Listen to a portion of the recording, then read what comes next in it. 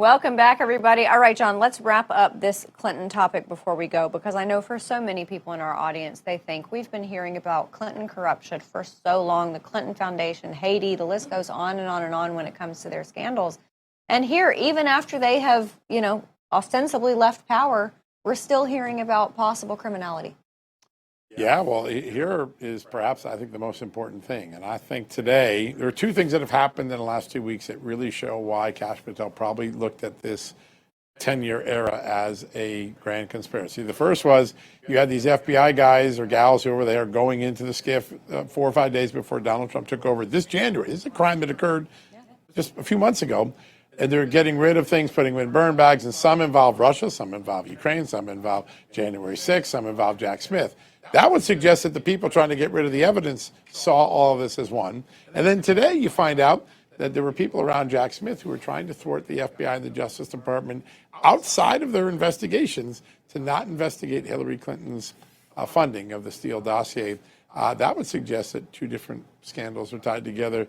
I think Kash Patel probably had a evidentiary reason to look at this as a grand conspiracy case. Yeah. And we obviously will find out what is behind all of this, but I think for a lot of folks, they see this and they just think, it's not really that shocking anymore. That's right. Yeah, well, that's right. All right, John, do you know who Spencer Pratt is? I do not. Okay, so Spencer Pratt is married to Heidi Montag. They were on the on The Hills, the reality show that you probably are familiar with. 0 for 3 right now. So Okay, all right. Keep going. I might get something in here. It was a reality show that my generation soaked up, a group of teenagers going into their 20s in Southern California, a lot of them from Laguna Beach.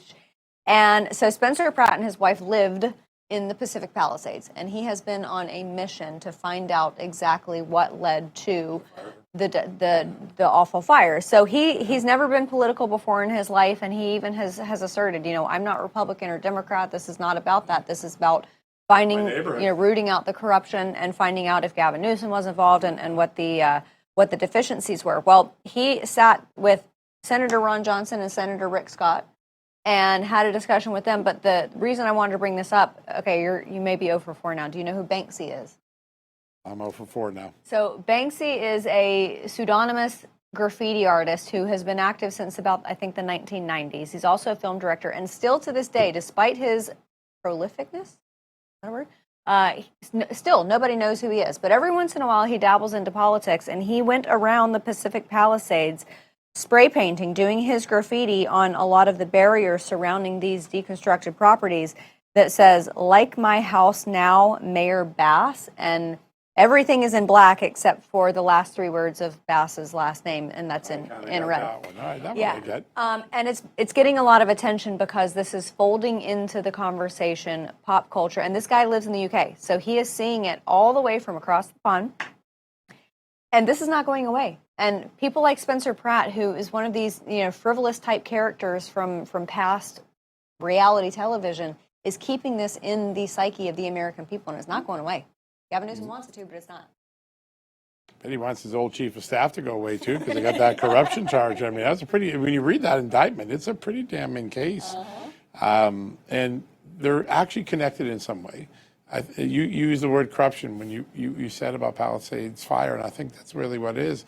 This one-party system with no challenge and no ability to challenge leaves the American public wondering whether one-party systems lead to one-party corruption, and one-party corruption leads to things like inevitable fires or destruction or loss of life. And I think I said this in a speech. I was out in California in Silicon Valley, and I said that I think 2028, if Gavin Newsom runs, there's going to be the looking mirror phenomenon.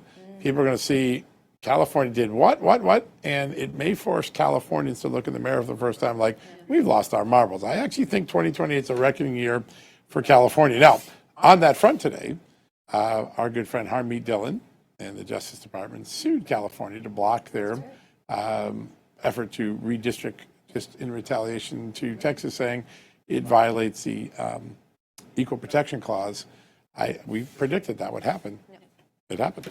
I will, and on California corruption, I will send everybody to 2 other pieces of art to view.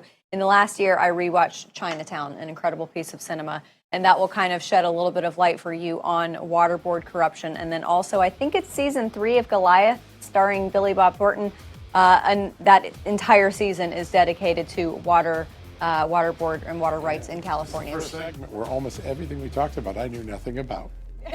Sorry about that. I feel bad. I know you know who some of these people are. You just, no.